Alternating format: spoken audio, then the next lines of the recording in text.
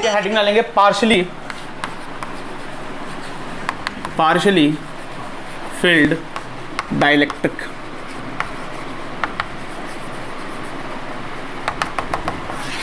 Partially field dielectric कहने का मतलब है अभी तक हम जब डाइलेक्ट्रिक डाल रहे थे हमने देखा डाइलेक्ट्रिक डाला, कैपेसिटेंस बढ़ गई है ना, और क्या हुआ, डाइलेक्ट्रिक से सपोर्ट मिल गई, पढ़ा नहीं पढ़ा, फिर डाइलेक्ट्रिक स्ट्रेंथ पढ़ी, ब्रेकडाउन वोल्टेज पढ़ी, अरे सब किया नहीं किया, फिर ब्रेकडाउन वोल्टेज में न्यूमेरिकल भी कर लिए, फिर हमने डाइलेक्ट्रिक डाला कांस्टेंट चार्ज पे और कांस्टेंट वोल्टेज पे।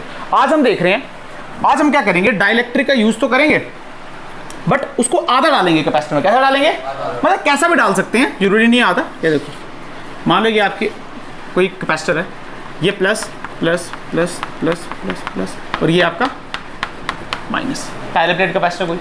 अब मान लो जो इसकी थिकनेस है वो थिकनेस है इसकी डी, कितनी थिकनेस है, डी। क्लियर। हमने क्या कर दिया, हमने एक इस पर डाइलेक्ट्रिक डाला, क्या डाला, डाइलेक्ट्रिक डाला। बट देखो जो डाइलेक्ट्रिक डाला है हमने वो कैसा है, क्या वो डी थिकनेस का है, नहीं। और मान लो इसकी थिकनेस मैंने मानी टी, कितनी मानी, टी, और यहां से यहां तक की थिकनेस मानी एक्स। कहने का मतलब एक प्लेट से एक्स आए और टी थिकनेस का डाइलेक्ट्रिक डाल दिया। क्या इतनी बात क्लियर, ठीक। बेटा अगर ये एक्स ये टी तो ये कितना हो जाएगा, ये वाला, ये हो जाएगा D minus T minus x.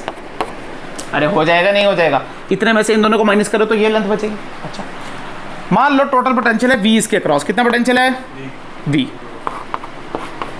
इस वाले के क्रॉस है V1, इस वाले के क्रॉस V2 और इसके क्रॉस V3। तो हमको पता है ये V किसके बराबर होगा, क्या V1 plus V2 plus V3 के बराबर। तो हम सीधे लिख देंगे V is equal to V1 plus V2 plus V3। अच्छा अब V का फार्मूला क्या होता है, Q बाय C। क्या फार्मूला होता है, Q बाय C। और मान लो यहाँ पे है प्लस Q और यहाँ पे कितना है माइनस Q। तो हम क्या लिखेंगे, यहाँ पे हम लिखेंगे ये आ जाएगा Q by C plus Q by C plus Q by C। क्या ये फार्मूला होता है, पर क्या Q बाय C फार्मूला लगाएंगे हम यहाँ पे, लगा सकते हैं ये वाला फार्मूला, जल्दी बताओ हाँ या ना फटाक से। नहीं। क्यों लगाएंगे ये वाला फार्मूला, हम फार्मूला यूज करेंगे V is equal to E into D. क्या फार्मूला यूज करेंगे, क्योंकि हमको इलेक्ट्रिक फील्ड पता है ना। फील करो बेटा, यहाँ पे क्या कुछ नहीं है तो इलेक्ट्रिक फील्ड की वैल्यू यहाँ पे आएगी Q by A epsilon not. कितनी आएगी, अरे सिग्मा बाय एप्सिलॉन नॉट, वही तो लिखा। फील करो यहाँ पे इस पॉइंट पे क्या डाइलेक्ट्रिक के अंदर है तो इलेक्ट्रिक फील्ड K टाइम्स कम हो जाएगी, मतलब यहाँ पे इलेक्ट्रिक फील्ड है Q divided by A epsilon not K। क्या इतनी बात क्लियर। फिर यहाँ पे आगे तो फिर यहाँ पे कितनी मिली, Q upon A epsilon not. क्या हमको E1 E2 E3 पढ़ा है, क्या हमको इनके डिस्टेंस भी पता है, तो सीधे V1 की जगह क्या आ जाएगा E इंटू डी, E की value Q upon A epsilon not, कितने थिकनेस में, X में, प्लस ये क्या है Q upon A epsilon not के, कितने थिकनेस में, T में, plus Q upon A epsilon not और थिकनेस कितनी है D minus T minus X। क्या इतनी बात क्लियर, पक्का। अबे K इधर थोड़ी है, ये तो डाइलेक्ट्रिक के अंदर आएगा ना, इधर आएगा ना K। क्लियर। अच्छा V की वैल्यू क्या हो जाएगी, V की वैल्यू क्या हो जाएगी, V की वैल्यू सीधे हो जाएगी बेटा Q बाय C इक्वलेंट। क्या हो जाएगी, Q by C equivalent. Feel करो, अगर आप ध्यान से सोचो तो V1 की हम वैल्यू क्या पुट कर रहे थे पहले, Q बाय C, यहाँ भी पुट कर रहे थे Q बाय C और यहाँ भी पुट कर रहे थे बेटा, ये भी ठीक है। अरे Q का Q रहा, C की वैल्यू क्या होती है, epsilon not A by D, epsilon not A by D, epsilon not, वही तो बात थी। इसका मतलब वो यूज करो या ये यूज करो कोई फर्क नहीं पड़ता। अच्छा अब देखो क्या Q सब में कॉमन आ रहा है, तो Q Q Q Q यहाँ बचा 1 by C equivalent is equal to x बटे A epsilon not plus T बटे ए एप्सिलॉन नॉट के, प्लस यहाँ पे क्या बचेगा देखो d by A epsilon not minus T by A epsilon not minus x by A epsilon not. बेटा ये और ये cancel, A epsilon not common ले लो, टी और डी भी आ जाएगा। अरे सुनो सुनो सुनो सुनो सुनो, मैं सीधे इसको उल्टा कर रहा हूँ, सी ई इज इक्वल टू बेटा एप्सिलॉन नॉट ए के सब में कॉमन आ रहा है epsilon not A, epsilon not ए, तो एप्सिलॉन नॉट ऊपर चले गया। क्या इतनी बात क्लियर है। नीचे क्या बचा, नीचे बचा देखना d minus T plus T by के। क्या ये देखो इधर क्या बचा d, इधर क्या बचा माइनस टी और इधर क्या बचा t बाई के। क्या बचा, तो फार्मूला आया d माइनस टी बाई 100%। क्या क्लियर है बात। अरे यही फॉर्मूला स्टैंडर्ड फॉर्मूला। अरे क्या आया नहीं आया, पक्का गारंटी, मतलब कहने की बात है जब पार्शियली फिल करते हैं तो सी इक्विवेलेंट ऐसे निकालते हैं। चेक करके देखते हैं। मान लो फुल डाइलेक्ट्रिक डाला, क्या डाला, यानी जो ये टी की वैल्यू है फॉर फुल डाइलेक्ट्रिक, टी क्या बन जाएगा, क्या डी, यहां पे पुट करो डी माइनस डी, क्या जीरो, अच्छा यहाँ पे D minus T plus T by के है ना, डी माइनस डी जीरो, इधर क्या आया डी बाई के ऊपर चलेगा तो एप्सिलॉन नॉट ए बटे डी, आई ना वही कैपेसिटेंस। अबे देखो ना, C is equal to A epsilon not, इधर आया D minus D plus D by K, बेटा ये कटा तो C इक्विवेलेंट की वैल्यू आ गई एप्सिलॉन नॉट ए के बाय डी, और हाँ बिल्कुल सही आंसर है इसका, मतलब जो किया बिल्कुल सही है। अरे क्लियर हो गई बात, ऐसे निकालते हैं इसका C इक्विवेलेंट। शॉर्टकट समझाएं एक, सुन लो, इतना करने की जरूरत ही नहीं थी। अगर हम शॉर्टकट देखें, क्या देखें, शॉर्टकट, तो बेटा आपको पता है ये जब ये प्लस होगा तो क्या ये माइनस माइनस हो जाएगा, और ये क्या हो जाएगा, ये एक कैपेसिटर बन गया, ये दूसरा और ये तीसरा, तो सीधे लिखना था हमने, और तीनों सीरीज में पैरेलल में है, ये पैरेलल होते हैं, किसमें है ये, अबे सबके पोटेंशियल सेम नहीं है ना, उनका पोटेंशियल सेम किसमें नहीं होता, सीरीज में, सब सीरीज में है, यानी हम बोल सकते हैं 1 अपॉन, यहां से लिख सकते हैं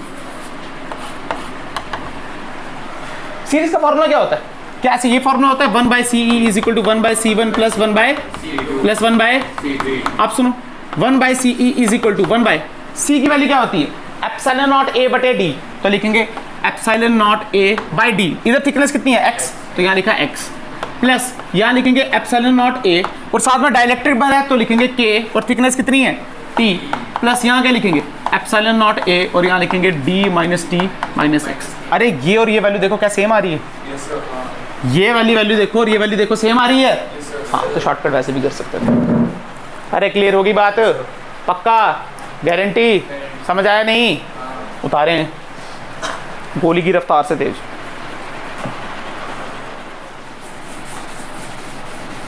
ठीक है, यहाँ पे देखो, मान लो मैंने क्या कह दिया, ये डाइलेक्ट्रिक, अब इस कैपेसिटर में डाल दिया, ये देखो ये प्लस ये प्लस ये plus plus plus minus minus minus, अब मैंने एक डाइलेक्ट्रिक नहीं डाले, दो डाइलेक्ट्रिक डाल दिए, कितना डाइलेक्ट्रिक, दो भी डाल सकता हूँ ना यार, ये आ गया पहला और ये आ गया दूसरा, इसकी थिकनेस T1 और इसकी थिकनेस T2, क्या क्लियर है बात, दो डाइलेक्ट्रिक डाल दिए, एक की थिकनेस T1 एक की थिकनेस T2, तो फॉर्मूला क्या चेंज होगा सुनना, CE is equal to A epsilon not बिल्कुल सेम, D बिल्कुल सेम। अब सुनना, उधर क्या minus T plus T by K, पर ये कब था, जब एक डाइलेक्ट्रिक था, एक थिकनेस थी, एक के था, अब क्या दो डाइलेक्ट्रिक हैं और दोनों की थिकनेस अलग है, तो कैसे लिखेंगे सुनना, D माइनस टी की जगह होगा T1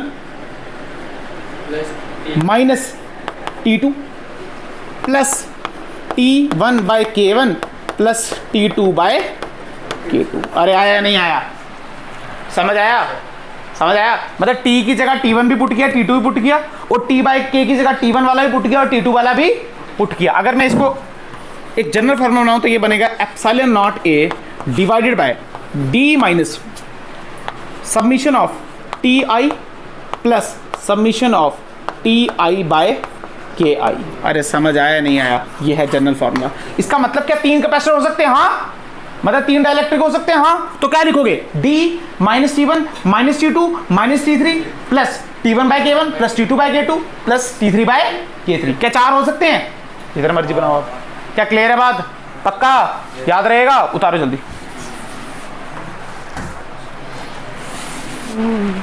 आ जाओ ग्राफ देखो अब। बेटा दो फेमस ग्राफ हैं बड़े, ध्यान से देखो।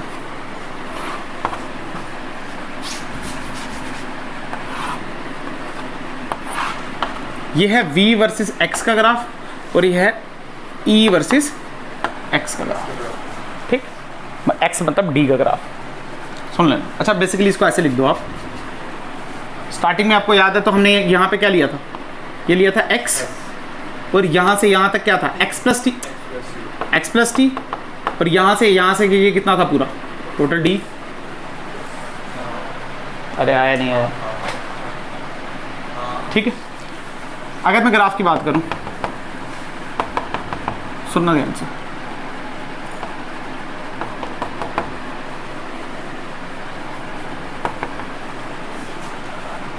अगर हम x तक की बात करते, किसकी बात करते, x तक की बात करते, अगर आपको फिगर देख लो,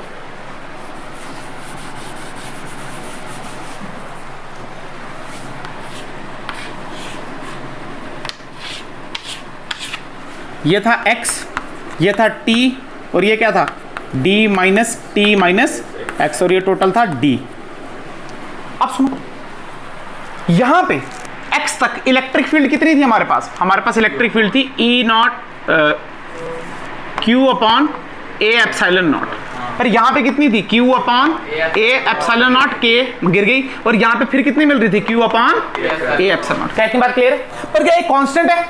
हाँ, x तक कांस्टेंट है, कैसी है, कांस्टेंट। पर मान लो इसका मतलब यहां से ग्राफ अगर मैं स्टार्ट करूं तो ये आएगी कांस्टेंट, क्या आएगी, कांस्टेंट, और वैल्यू है epsilon not A by Q upon A epsilon not. अब इतनी बात क्लियर है? अब जैसे ये डाइलेक्ट्रिक में एंटर की, जैसे ये डाइलेक्ट्रिक में एंटर की, तो इलेक्ट्रिक फील्ड K टाइम्स गिर जाएगी, पर रहेगी कांस्टेंट फिर भी। मतलब मान लो यहां से यहां आ गई है, गिर गई, पर रहेगी कैसी, कांस्टेंट, और ये वैल्यू है आपकी Q upon A epsilon not K। क्या इतनी बात क्लियर? फिर जब डाइलेक्ट्रिक से बाहर निकली तो यहाँ पे क्या फिर बढ़ गई, इसका मतलब फिर बढ़ गई, और फिर बढ़ के क्या हो गई, कांस्टेंट। अरे क्या क्लियर हुआ? आगे ग्राफ है छोटा सा, ऐसे ही है ग्राफ। क्या इतनी बात क्लियर? अब इसके कॉरेस्पॉन्डिंग आपको v वर्सेस x का ग्राफ बताना है। किसका? v वर्सेस x का, मतलब सेम ग्राफ कि ये x पे कैसा तक बिहेव कर रहा है, x प्लस t पे कैसे बिहेव कर रहा है, और d पे कैसा बिहेव कर रहा है। अब सुनना, हमने पढ़ रखा है यार, क्या E is equal to minus dv by dr। क्या इतनी बात क्लियर है? पढ़ रखा है हमने। अरे आया नहीं आया ये? तो इसका मतलब इलेक्ट्रिक फील्ड अगर कांस्टेंट है, कैसी है बेटा, कांस्टेंट है, तो बेटा ये बनेगा स्ट्रेट लाइन। क्या बनेगा? Straight line. बट सुनना, इसका मतलब v बाय r, अरे E कांस्टेंट है तो मतलब v बाय r कांस्टेंट है, स्ट्रेट लाइन बनेगा, पर कैसा, नेगेटिव स्लोप या पॉजिटिव स्लोप, नेगेटिव स्लोप। कैसा बनेगा? अरे माइनस लगा है, नहीं लगा है, तो मतलब बनेगा कांस्टेंट, पर बनेगा कैसा, नेगेटिव स्लोप। कैसा बनेगा? अरे क्लियर है बात, स्ट्रेट लाइन बनेगा। आप सुनो, यहां से यहां तक देखो, इलेक्ट्रिक फील्ड क्या constant, electric field constant, electric constant, इसका मतलब v वर्सेस r गिर रहा है या बढ़ रहा है, नेगेटिव स्लोप है बेटा, गिर रहा है। क्या हो रहा है? गिर रहा है। तो मतलब यहां से जो ग्राफ बना वो मिला कुछ ऐसा। क्या क्लियर? ठीक है। इसके बाद जब डाइलेक्ट्रिक में गए, इसके बाद डाइलेक्ट्रिक में गए, इलेक्ट्रिक फील्ड कम हो गई। अरे इलेक्ट्रिक फील्ड कम हो गई पर माइनस में कम हुई है, इसका मतलब अब भी गिरेगा पर थोड़ा कम गिरेगा, थोड़ा कम गिरेगा, तो अब थोड़ा कम गिरा। अरे एंगल देख लो आप, इसको मान लो θ1, इसको मान लो, तो सब दिख रहा है कि θ2 इज ग्रेटर देन θ1। इसका मतलब गिर तो रहा है पर अब गिरने की क्षमता क्या हो गई है, थोड़ी कम हो गई। अब जैसे ही निकला फिर गिरेगा, और फिर कैसा गिरेगा, पहली वाली स्लोप पे फिर ऐसे गिरा θ2। अरे क्लियर हुई बात, पक्का, गारंटी। इसके लिए थोड़ा सा 11th आनी चाहिए, पर फिर भी कुछ मुश्किल नहीं था इसमें, कोई जरूरत नहीं है उसकी, पूछा ही नहीं। अरे क्लियर है बात, पक्का, जल्दी उतारो, उतार बेटा।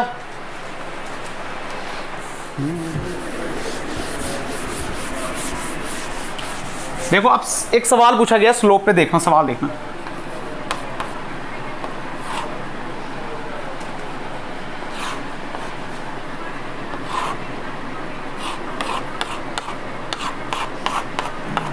इसको बोला K1 और इसको बोला K2, ठीक है, डाइलेक्ट्रिक्स हैं दोनों। कैसे हैं? डाइलेक्ट्रिक। स्लोप दी गई, इनकी स्लोप ऐसे दी गई, इसकी स्लोप ऐसे और इसकी स्लोप ऐसे। अब पहले बताओ स्लोप किसकी बड़ी है, K1 की या K2 की? K1 की स्लोप बड़ी है K2 की? बेटा स्लोप मतलब एंगल, एंगल किसका बड़ा है? K2 का एंगल बड़ा होता है, एंगल देखने नहीं आता है। क्या बोल रहे? कौन सा बाहर से? अरे K1 का एंगल ज़्यादा। क्या ऐसे? ऐसे इसको θ1, इसको θ1 इज ग्रेटर देन, क्या इतनी बात क्लियर है? क्वेश्चन क्या सुनो, ये थोड़ी था क्वेश्चन, क्वेश्चन था K1 is equal to K2, K1 is greater than K2 और K2 is greater then K1। देखो सबसे ज्यादा ये तो हो ही नहीं सकता, बराबर दोनों। अब उसमें बताना है जो डाइलेक्ट्रिक मटेरियल है, जो स्ट्रेंथ है K1 की ज्यादा K2 की ज्यादा, सुनना ध्यान से कंसेप्चुअल। सुनो, K2 बड़ा है K1 ज्यादा, ये क्वेश्चन है। सुनो, आपको इतना पता है जिसका K ज्यादा, जिसका K ज्यादा, जिसका K क्या उसमें इलेक्ट्रिक फील्ड उतनी कम होगी? क्यों? क्योंकि इलेक्ट्रिक फील्ड का फॉर्मूला क्या है? Q upon A epsilon not K। घट रही है ना K टाइम्स घट रही है, मतलब इलेक्ट्रिक फील्ड इतनी ज्यादा कम। जिसमें इलेक्ट्रिक फील्ड कम ज्यादा होगी तो आपको पता है उसकी स्लोप कम गिरती है, अरे एंगल कम, तो इसका मतलब बड़ा कौन सा हुआ? अरे क्लियर होगी बात? पक्का समझ आया नहीं? जिसका K ज्यादा E उसका उतना कम, जिसका E उतना कम, तो E is equal to minus dV by D R, minus भी लगाए ना साथ में, तो इसका मतलब V बाई आर कम। तो V बाई आर क्या है? स्लोप कम। अरे आया नहीं आया? पक्का? जल्दी हाँ उतार लो, ये जल्दी उतार, बात मत करो, यहाँ पे आओ पढ़ो। सुनो, अब यहाँ पे क्वेश्चन देख लो आपको किस प्रकार से पूछे जाएंगे। मुझे बताओ, एक ये कैपेसिटर सॉरी डाइलेक्ट्रिक, एक ये दिया K1 और ये दिया है K2। अच्छा, इसका एरिया भी A और इसका एरिया भी A, क्या इतनी बात क्लियर? ये टोटल डिस्टेंस है D, कितना डिस्टेंस है? D। आपको बोलेंगे C1 लिखो या C2 लिखो, क्या लिखो? C1 या C2। क्या ये दो कैपेसिटर दिख रहे हैं? क्या ये दो कैपेसिटर दिख रहे हैं? इसको हम ऐसे भी बना सकते हैं। अच्छा बताओ, सीरीज में पैरेलल में? सीरीज में, मतलब इसको हम ऐसे बना सकते हैं, इसको बोलेंगे C1, इसको बोलेंगे, क्या इतनी बात क्लियर है? इसको ऐसा लिख सकते हैं। सुनना, अगर मैं C1 लिखना चाहूं, अगर मैं, फॉर्मूला क्या है? Epsilon not A K by D, क्या फॉर्मूला है? K बाई डी, तो लिखा एप्सिलॉन नॉट। बेटा इसका एरिया कितना है? A, तो लिखेंगे A, साथ में लिखा K की वैल्यू K1, D, कितने D में है? पूरा D लिखेंगे या D by two? D by two. क्या इतनी बात क्लियर हुई बात? पक्का? अच्छा, C2 की जगह क्या लिखेंगे? Epsilon not A K2 by D by, समझ आ गया? ठीक है। क्वेश्चन नंबर 2, ये सीरीज है पैरेलल है, ये है K1 और ये है K2, ठीक है। अच्छा सुनो, अगर मैंने ये इसका एरिया A और लेंथ कितनी है? D, अगर मैंने इसका कैपेसिटर तो मैं इसको ऐसे बना सकता हूँ, ध्यान से देखना, ये C1 और ये C2। कैसे लिखेंगे? अगर C1 लिखना है तो लिखेंगे epsilon not A K by D, ऐसे लिखेंगे। पर सुनना, यहाँ पे एरिया क्या इसके पास? A बाई टू आ रहा है। एरिया कितना हो गया? मतलब epsilon not A by two into K1 divided by D। इस बार D पूरा है दोनों के लिए, क्या समझ आया नहीं? मतलब अगर C2 लिखेंगे तो क्या लिख सकते हैं? Epsilon not A by two K2 by D। अरे क्या समझ आया नहीं आया? हाँ या ना? कितनी समझ आए? ने पक्का? अरे देखना, D तो दोनों में सेम है ना यार, एरिया घट गया, इसका एरिया इतना हो गया, ठीक है। क्वेश्चन नंबर 3 देख,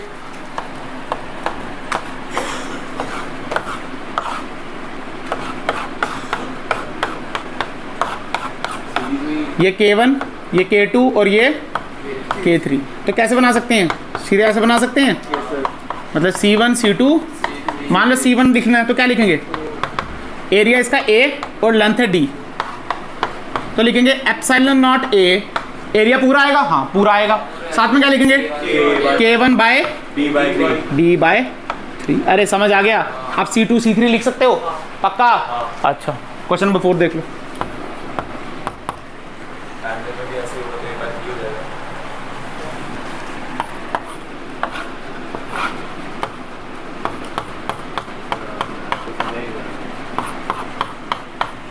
ये आ गया K1, ये आ गया K2 और ये K3, K1 K2 और ये इसके साथ आया नहीं आया? तो अगर मुझे C1 लिखना है तो कैसे लिखूंगा? एप्सिलॉन नॉट एरिया क्या? A by two K1 upon क्या लिखेंगे? A बाई टू होगा, A बाई टू क्यों आएगा? बेटा इतना सा है ना K1, A बाई 3 नहीं होगा। नहीं 3? अबे प्लेट का एरिया लेना है ना, ये A by two, this is A by two, ठीक है। अच्छा, ये K1 कितने लेंथ में? क्या D बाई टू? तो साथ में क्या लिखेंगे? D by two. अरे क्लियर है बात? पक्का? K2 भी ऐसे आया नहीं आया? अच्छा, K3 में चेंज हो जाएगा, K3 में D पूरा आएगा, एरिया तो आधा ही आएगा, पर डी कैसा आएगा? पूरा। एक क्वेश्चन और देख लो यहाँ पे, लास्ट क्वेश्चन है, सुनो देखो। सॉरी ये नहीं बनाया, सॉरी सॉरी, ये ऐसे है।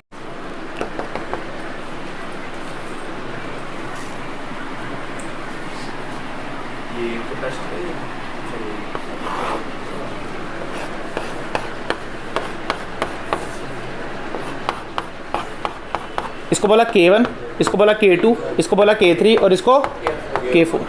मान लो ये इसका इक्विवेलेंट कैसे बनेगा देख लेना। क्या इसका इक्विवेलेंट, आप फील करो, क्या ये दो किसमें है और ये दो पर आपस में, मतलब ये और ये और ये, क्या क्लियर है बात? इसको ऐसे बना सकते हैं, फिर तो हलवा हो गया आपके लिए। अरे ऐसे क्वेश्चन कर सकते हो आप? कर सकते हो? ये नहीं चला पता, एरिया दोनों में हाफ है, ये नहीं चला पता, लेंथ भी दोनों में हाफ, पक्का गारंटी? अच्छा इसको ऐसे मत करना, क्या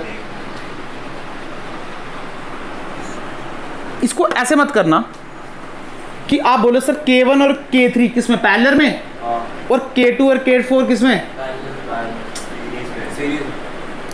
अरे ये दो, इसका ऐसे कहने का मतलब ऐसे डायग्राम मत बनाना। एक ये बना दिया और एक ये बना दिया, इसको बनाया K1, इसको बनाया K3 और इसके साथ जोड़ दिया और ऐसे बना दिया, ये आ जाएगा K2 और ये आ जाएगा K4।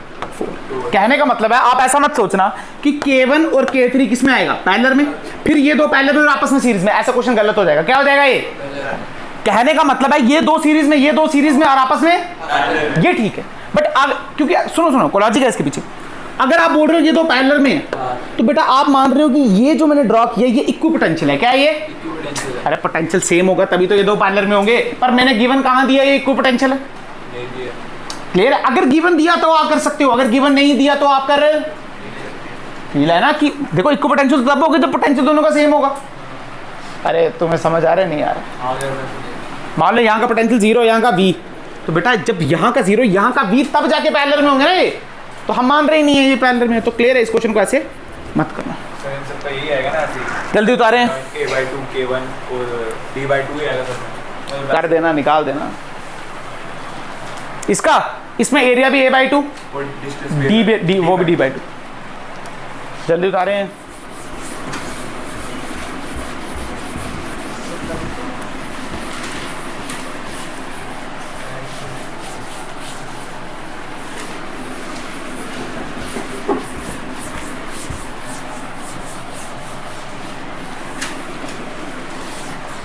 ठीक है,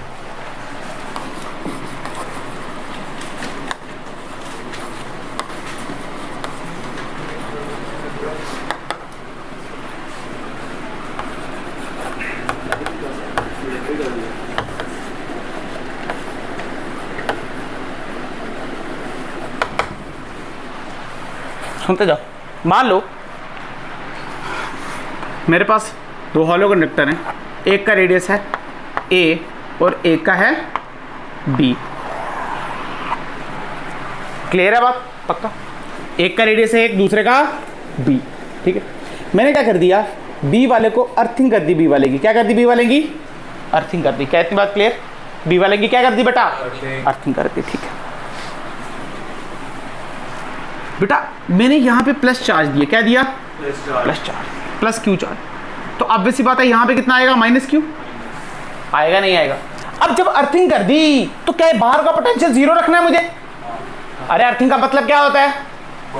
बाहर का पोटेंशियल कितना हो जाए? 0। अब बेटा फील कर, इस क्यू की वजह से और इस माइनस क्यू की वजह से तो 0 है, पर अगर बाहर कुछ भी चार्ज रख दूं तो उसकी वजह से 0। अगर मान लो प्लस क्यू रख दिया बाहर तो पोटेंशियल KQ/R आ गया ना, 0 नहीं हो पाया ना। इसका मतलब बाहर कितना आया? 0। कितना आया? अरे तुम्हें समझ आया नहीं आया? अरे समझ आया नहीं आया? अगर बाहर कुछ और रख दूं फिर 0 तो होगा नहीं। अच्छा, इसका मतलब यहाँ पे प्लस और यहाँ पे नेगेटिव, इसका मतलब जो भी इलेक्ट्रिक फील्ड होगी क्या वो प्लस से नेगेटिव होगी? मतलब इसके इधर जो इलेक्ट्रिक फील्ड है वो ऐसे है, इस सिर्फ इस एरिया में। क्या इतनी बात क्लियर है? अच्छा, यहां पे जो पोटेंशियल होगा जिसको मैंने बोला VA, और यहां पे जो पोटेंशियल होगा उसको बोला VB। क्लियर है? अगर मैं पोटेंशियल का डिफरेंस निकालूं तो क्या लिखते हैं, ध्यान सुनना। क्या अगर वी नेट निकालूं तो हो जाएगा V A minus V B. क्या इतनी बात क्लियर? कैपेसिटेंस निकालनी है हमको। वी ए वी बी क्या तो जीरो माना है हमने, वी बी का क्या माना है बेटा? तो ये तो जीरो हो गया। अब वी ए पे दो कारणों की वजह से पोटेंशियल है, एक अपनी वजह से और एक बाहर की वजह से। अपनी वजह से होगा, अपनी वजह से क्या सरफेस पे है तो अपनी वजह से होगा के क्यू बाई ए। क्लियर है? बी के लिए क्या ये इनसाइड पॉइंट है? इनसाइड मतलब पोटेंशियल कांस्टेंट बड़े वाले रेडियस पे, तो ये आ जाएगा minus K Q by B. क्या क्लियर है बात? पक्का? अब कौन सा मुश्किल है? कैपेसिटेंस का फार्मूला निकाला है। अरे क्यों लेना है कॉमन, डायरेक्ट निकालेंगे ना, कॉमन तो आ ही जाएगा अपने। फार्मूला क्या है? Q by V. तो C is equal to Q by, क्या वी की वैल्यू पता है हमको? हाँ, कितनी है? K Q by A minus K Q by B. क्या इतनी बात क्लियर? क्यू से क्यू क्या हो गया? Cancel. C is equal to, ध्यान से देखो यहां पे क्या बना, अगर मैं ऐसे रखूं 1 अपॉन इसको इससे मल्टीप्लाई करके आ जाएगा B minus A by A B, और साथ में बचा के। क्या बचा? के। अरे क्लियर है बात? अब के की वैल्यू क्या होती है? 1 अपॉन 4 पाई एप्सिलॉन नॉट। ऊपर जाएगा तो ये आ जाएगा 4 pi epsilon not, A B भी ऊपर चले गया, divided by B minus A. याद रखना है कैपेसिटेंस का फार्मूला बेटा। के की वैल्यू होती है 1 अपॉन 4 पाई एप्सिलॉन नॉट, तो 1 इधर डाला तो 4 पाई एप्सिलॉन नॉट तो ऊपर ही जाएगा, स्फेरिकल कैपेसिटर का। क्लियर है? पर जब आपको ऐसे कंसेंट्रिक वाले दिए हो, दो रेडियस वाले, एक तो हमने पढ़ा था ना 4 पाई एप्सिलॉन नॉट आर, ये वो वाला नहीं, क्योंकि इसमें एनर्जी बाउंड है, प्लस से माइनस की तरफ जा रही है, उसमें ऐसे बाउंड नहीं थी एनर्जी। अरे क्लियर है बात? हाँ है ना बेटा? पोटेंशियल निकाला ना हमने, तो बी पे जीरो किया ना, ए की वजह से, दो कारणों की वजह से है ना बेटा, अपनी वजह से या दूसरे की वजह से भी तो होगा ना यार। अपनी वजह से तो है के क्यू बाई ए, इसकी वजह से है के क्यू बाई बी।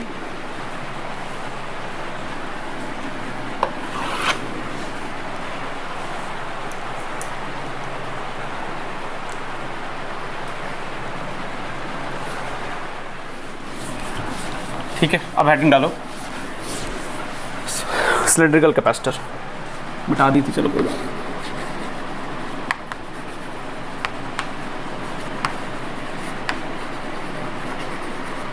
ये भी वैसे ही, एक सिलेंडर लिया हमने, फिर दूसरा सिलेंडर लिया, ये ए और ये बी। क्लियर? पर इनफाइनाइट सिलेंडर लिया। कैसे लिए? इनफाइनाइट।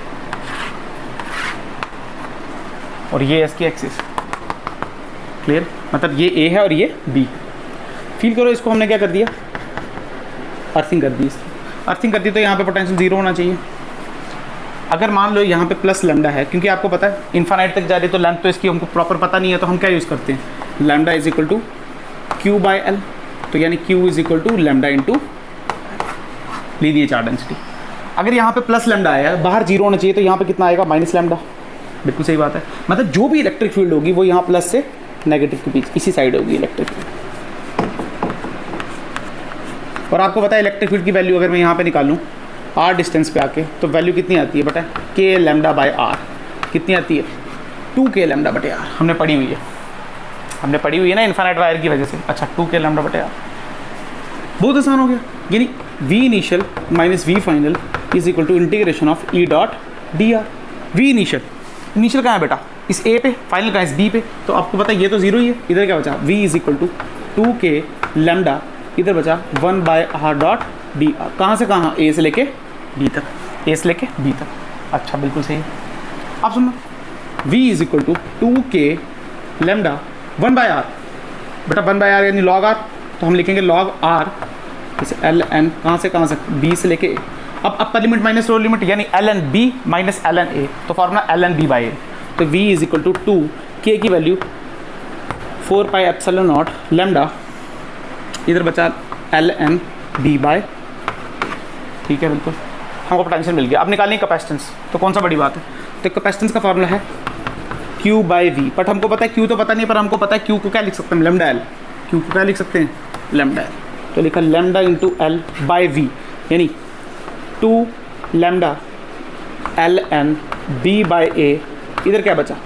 इधर बचा 4 पाई एप्सिलॉन नॉट। बेटा लैम्डा से लैम्डा कैंसिल, 2 से ये 2 भी कैंसिल, तो जो C की वैल्यू निकली वो आई 2 pi epsilon not divided by ln b by, और साथ में बचा L। बट फील करो हम इसकी कैपेसिटेंस नहीं बता सकते क्योंकि लेंथ इसकी हमको नहीं पता कितनी बड़ी है, तो हम इसकी निकालते हैं कैपेसिटेंस पर यूनिट लेंथ, मतलब जो L वहाँ था वो L यहाँ आ गया। क्लियर है ना, हमको नहीं पता नहीं कितना लंबा है, हमने तो कोई L पोर्शन लिया है इसका, तो हम इसकी बता सकते हैं, टोटल की बता नहीं सकते, तो कैपेसिटेंस पर यूनिट लेंथ निकालते हैं इसकी। क्या क्लियर है बात? पक्का, गारंटी? याद रखना ये दो फॉर्मूले, 4 pi epsilon not A B divide by B minus A spherical के लिए, और इसके लिए 2 pi epsilon not divide by log B by. Clear? पक्का?